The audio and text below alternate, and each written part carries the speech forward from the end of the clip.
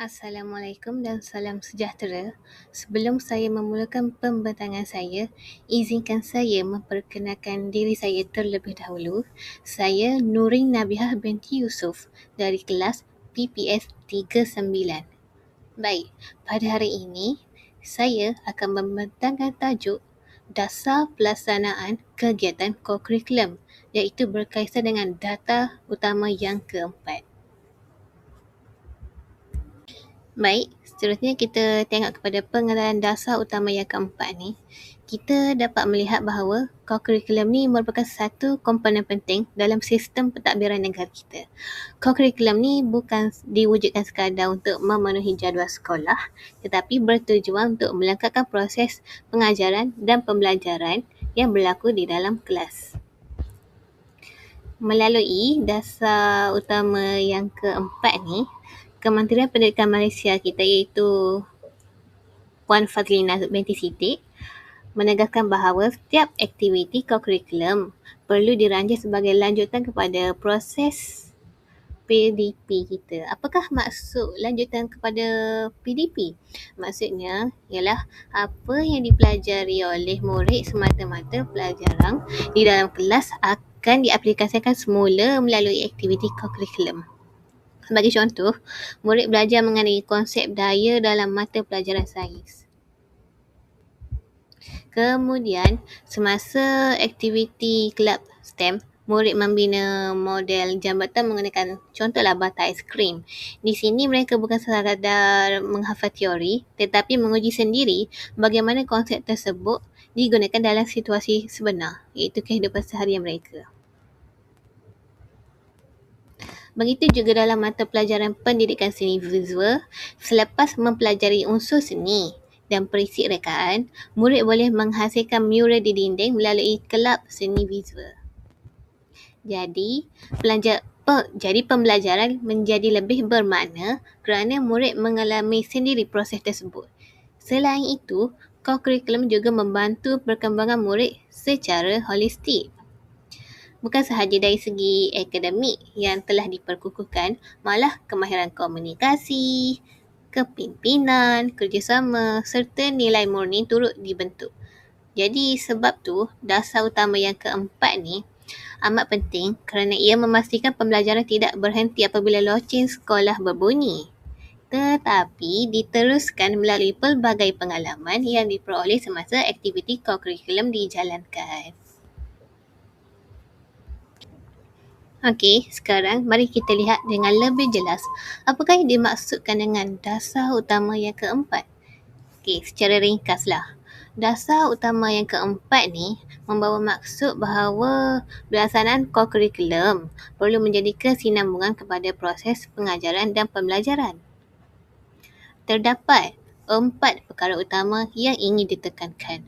Yang pertama, aktiviti kokurikulum perlu berkait dengan pembelajaran dalam kelas. Ini membawa maksud guru perlu memastikan setiap aktiviti mempunyai hubungan dengan ilmu yang telah dipelajari oleh murid. Yang kedua ialah murid dapat mengaplikasikan ilmu, kemahiran dan nilai yang dipelajari. Sebagai contoh, jika murid mempelajari komunikasi berkesan dalam bahasa Melayu, mereka boleh mengaplikasikannya apabila menjadi pengacara majlis. Contohlah majlis persaudaraan guru atau membentangkan projek semasa aktiviti dalam kelab. Dan yang ketiga, kokurikulum bukan aktiviti yang berasingan daripada pembelajaran. Ramai yang menganggap kokurikulum ni hanya aktiviti sampingan, tetapi sebenarnya memberi impak yang sangat besar kepada murid tersebut. Kokurikulum ialah sambungan kepada pembelajaran formal. Apa yang dipelajari dalam kelas akan diperkukuhkan melalui pengalaman sebenar murid itu sendiri. Dan yang keempat ialah membantu murid memahami konsep melalui pengalaman mereka sebenar. Kita semua tahu bahawa murid lebih mudah memahami apabila mereka sendiri melakukan aktiviti tersebut. Sebagai contohlah saya bagi, murid pendidikan seni visual belajar teori warna di dalam kelas. Kemudian melalui kelab seni visual, mereka menghasilkan mural. Daripada pengalaman mereka tersebut tu, murid akan lebih memahami teknik, penggunaan warna serta kerjasama dalam menghasilkan sesuatu karya bersama rakan-rakan mereka. Jadi, jelaslah bahawa dasar utama yang keempat ni bukan sekadar menggalakkan murid menyertai aktiviti kokurikulum, tetapi memastikan setiap aktiviti memberikan nilai pembelajaran kepada mereka semua. Baik, seterusnya kita lihat kepada objektif pelaksanaan kokurikulum sebagai lanjutan kepada proses PDP. Terdapat 6 objektif utama. Objektif pertama ialah mengukuhkan pengetahuan yang dipelajari di dalam kelas. Melalui aktiviti kokurikulum, murid berpeluang mengaplikasikan teori dalam situasi sebenar. Ini menjadikan pembelajaran lebih mudah difahami. Objektif yang kedua ialah mengembangkan kemahiran insaniah murid. Kemahiran seperti komunikasi, kepimpinan, kerja berpasukan dan penyelesaian masalah dapat dipupuk melalui pelbagai aktiviti kokurikulum yang dijalankan. Kemahiran ini sangat penting kerana bukan semua boleh dipelajari hanya melalui buku teks. Objektif ini sangat penting kerana ia dapat memupuk jati diri murid tersebut. Objektif yang ketiga ialah membentuk khasiat dan nilai murni. Melalui aktiviti seperti khidmat masyarakat, perkemahan atau program kebajikan yang lain, murid belajar tentang disiplin, tanggungjawab, hormat menghormati dan bekerjasama. Dan objektif yang keempat ialah menggalakkan pembelajaran berasaskan pengalaman. Murid memperoleh pengalaman secara langsung. Mereka belajar melalui pemerhatian, penglibatan dan amali. Ini menjadikan pembelajaran lebih menyeronokkan. Objektif yang kelima ialah meningkatkan minat dan motivasi murid terhadap pembelajaran. Apabila murid melihat ilmu yang dipelajari mempunyai kegunaan dalam kehidupan sebenar, mereka akan lebih bersemangat untuk belajar. Sebagai contoh, murid yang menyertai program keusahawanan akan lebih memahami penggunaan matematik dalam pengirang untung rugi. Objektif yang keenam ialah menyediakan murid menghadapi cabaran pada masa hadapan. Baiklah, mari kita tengok satu persatu objektif yang saya telah sebutkan tadi, ada 6, secara dengan lebih mendalam. Sekarang, kita masuk kepada objektif yang pertama iaitu mengukuhkan pengetahuan yang dipelajari di dalam kelas. Seperti yang kita tahu, murid memperoleh ilmu semasa proses PDP di dalam bilik darjah. Namun, jika ilmu tersebut hanya dipelajari secara teori, ada kemungkinan murid mudah lupa atau sukar memahami konsep sebenar.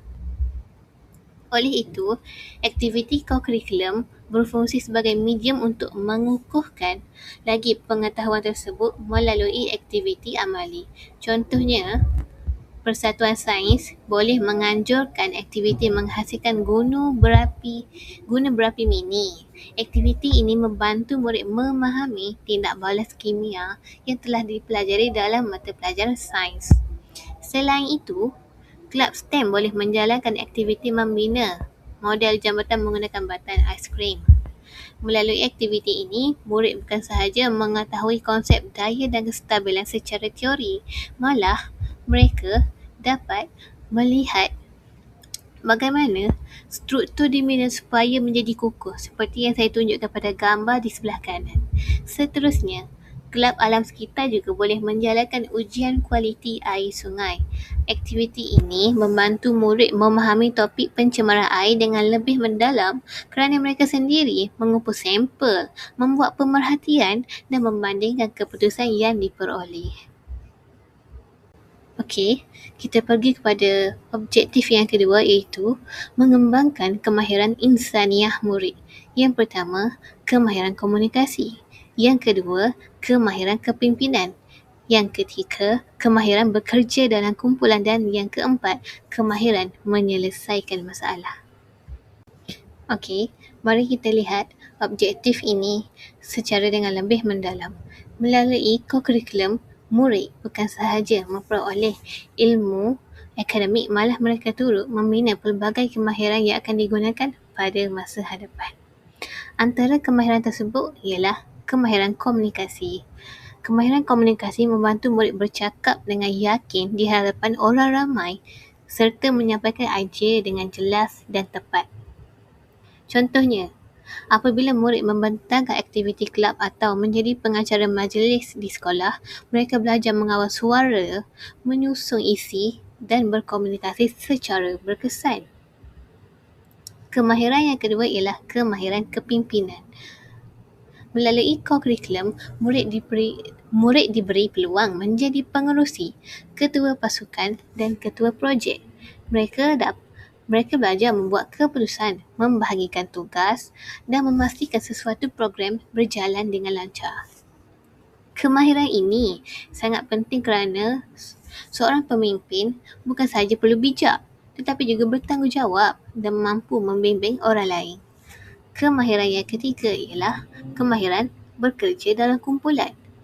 Dalam kebanyakan aktiviti co-curriculum, murid banyaklah perlu bekerjasama untuk mencapai satu matlamat. Melalui pengalaman ini, mereka belajar menghormati pendapat rakan, bertolak ansur serta menyelesaikan masalah secara bersama. Baik, objektif yang ketiga ialah membentuk sahsiah dan nilai murni. Selain melahirkan murid yang cemerlang dalam bidang akademik, sekolah juga bertanggungjawab melahirkan murid yang mempunyai akhlak yang baik. Melalui aktiviti co-curriculum, murid dapat mengamalkan nilai-nilai murni yang telah dipelajari dalam mata pelajaran seperti pendidikan Islam, pendidikan moral dan pendidikan sivik. Antara nilai yang dapat dipupuk ialah disiplin. Sebagai contoh, murid perlu hadir tepat pada masanya semasa latihan sukan atau perjumpaan badan unit beruniform. Nilai yang kedua ialah kerjasama. Semasa menjalankan sesuatu program, semua ahli perlu saling membantu agar program dapat dilaksanakan dengan baik. Seterusnya ialah tanggungjawab. Murid belajar melaksanakan tugasan yang diberi tanpa mengharapkan orang lain melakukannya. Selain itu, nilai hormat menghormati juga dapat dipupuk apabila murid bekerjasama dengan rakan daripada pelbagai kaum dan latar belakang. Akhir sekali ialah semangat patriotisme.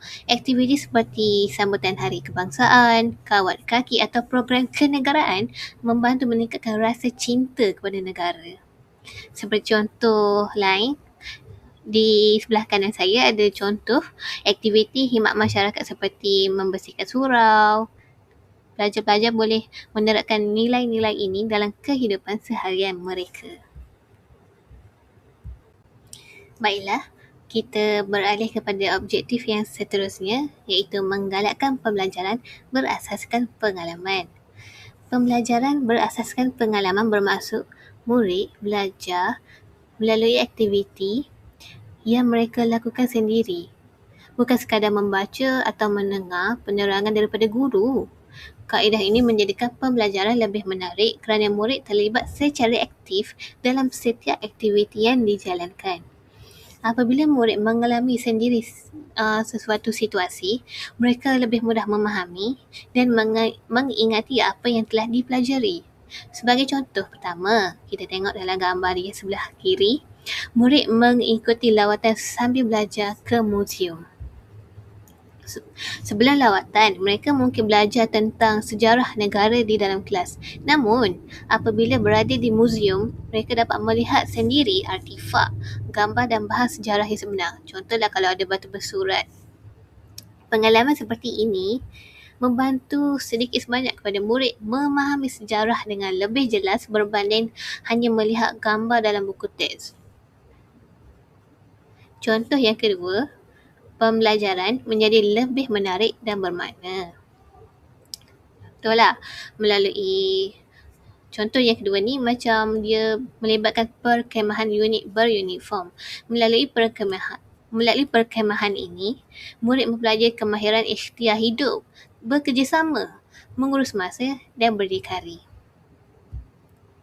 Walaupun aktiviti ini dijalankan di luar bilik darjah, kemahiran yang boleh dipelajari dan boleh diaplikasikan dalam kehidupan seharian mereka.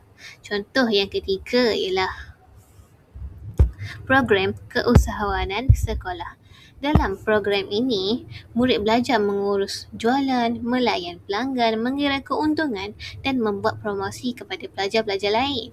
Semua pengalaman tersebut membantu murid menghubungkan teori yang dipelajari di dalam kelas dengan situasi sebenar. Baiklah, objektif yang seterusnya ialah meningkatkan minat dan motivasi murid. Kadang-kala terdapat murid yang merasakan sesuatu mata pelajaran itu sukar atau membosankanlah bagi mereka. Namun, melalui aktiviti kokurikulum, mereka dapat melihat bahawa ilmu yang dipelajari sebenarnya mempunyai kegunaan dalam kehidupan sebenar. Apabila murid menyedari kepentingan ilmu tersebut, mereka akan lebih berminat untuk belajar. Sebagai contohlah, murid yang menyertai kelab keusahawanan perlu mengurus jualan semasa hari kantin. Mereka menggunakan kemahiran matematik untuk mengira modal, keuntungan dan baki wang pelanggan. Melalui pengalaman ini, murid memahami bahawa matematik bukan hanya digunakan semasa peperiksaan, tetapi juga dalam urusan harian mereka. Selain itu, kejayaan menjalankan sesuatu aktiviti turut meningkatkan keyakinan diri murid. Apabila mereka berjaya menyelesaikan tugasan atau mencapai sesuatu kejayaan, mereka akan rasa lebih yakinlah dengan kemampuan diri mereka. Perasaan ini menjadi motivasi untuk mereka terus berusaha dalam pelajaran dan juga aktiviti kokurikulum. Sebagai contohlah, seorang murid yang pemalu mungkin tidak berani bercakap di hadapan kelas. Tetapi apabila dia diberi peluang, contoh menjadi pengacara majlis atau pembentang dalam kelab, sedikit demi sedikit keyakinan mereka akan meningkat. Kerana dia lebih berani bertanya soalan dan memberikan pendapat semasa PDP dijalankan. Jadi, kokurikulum ni bukan saja meningkatkan minat terhadap pembelajaran, malah membina keyakinan diri murid untuk bercakap di hadapan dan di khalayak ramai. Okey, objektif yang terakhir ialah menyediakan murid menghadapi cabaran masa hadapan. Pada masa kini, dunia sentiasa berubah dengan pantas. Perkembangan pesat terlalu berlaku di dunia sekarang ini. Oleh itu, murid bukan saja memerlukan pengetahuan akademik, malah mereka juga perlu menguasai pelbagai kemahiran pada abad ke-21 ni. Antara kemahiran pertama ialah pemikiran kritis. Melalui kokurikulum, murid belajar membuat pertimbangan yang rasional sebelum membuat sesuatu keputusan. Sebagai contohlah, ketika merancang sesuatu program, murid perlu memilih idea yang paling sesuai berdasarkan masa, kos dan keperluan. Kemahiran yang kedua ialah kreativiti. Murid digalakkan menghasilkan idea baharu dan mencari penyelesaian yang kreatif terhadap sesuatu masalah. Sebagai contoh, mereka boleh mencipta bahan hiasan menggunakan bahan kitar semula semasa pertandingan inovasi. Kemahiran yang ketiga ialah kolaborasi. Murid belajar bekerjasama dengan ahli kumpulan, berkongsi idea dan saling membantu untuk mencapai matlamat yang sama. Dan kemahiran yang keempat ialah kemahiran komunikasi. Itu cara kita bercakap. Murid belajar menyampaikan pendapat, memberi arahan dan berbincang dengan rakan secara berkesan.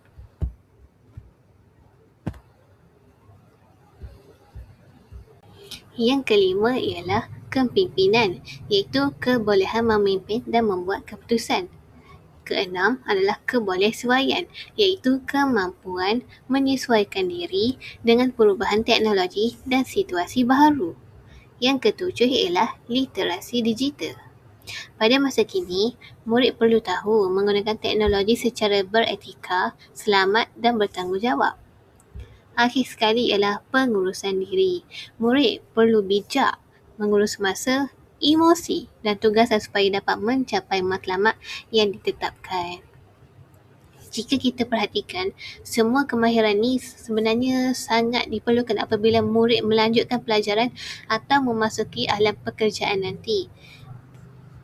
Pada hari ini, majikan bukan saja melihat keputusan peperiksaan tetapi juga menilai kemahiran berkomunikasi, bekerjasama, menyelesaikan masalah dan menyesuaikan diri. Oleh sebab tu, kokurikulum memainkan peranan yang sangat penting dalam melahirkan murid yang seimbang dan mampu bersaing pada masa hadapan.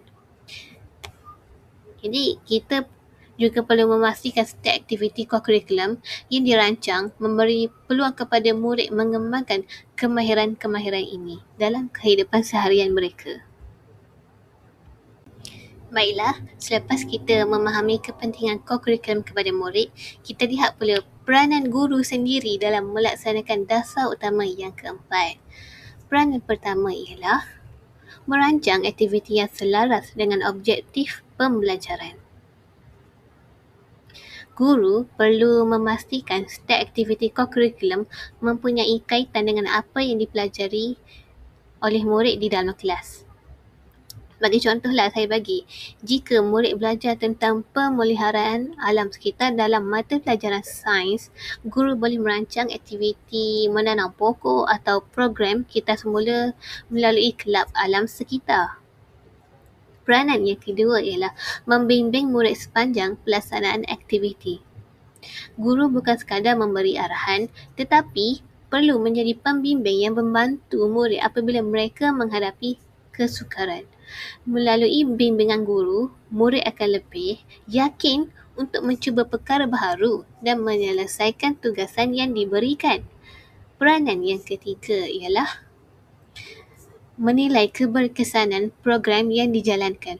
Selepas sesuatu aktiviti selesai, guru perlu membuat refleksi iaitu maklum balas. Contohlah, guru boleh menilai sama ada objektif pembelajaran dapat dicapai, sama ada murid benar-benar memperoleh ilmu dan kemahiran baharu serta mengenal pasti perkara yang boleh diperbaiki pada masa akan datang. Dan peranan yang keempat ialah memberikan galakan dan motivasi kepada murid untuk menyertai aktiviti kokurikulum. Tidak semua murid mempunyai keyakinan untuk melibatkan diri dalam aktiviti.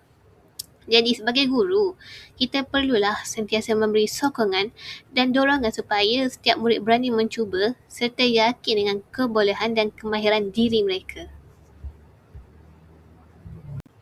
Peranan guru yang kelima pula ialah guru juga perlu menyediakan persekitaran aktiviti yang selamat dan kondusif. Keselamatan murid merupakan keutamaan dalam setiap aktiviti kokurikulum. Sebelum sesuatu program dijalankan, guru perlu memastikan tempat, peralatan dan aktiviti yang dirancang adalah selamat untuk semua murid.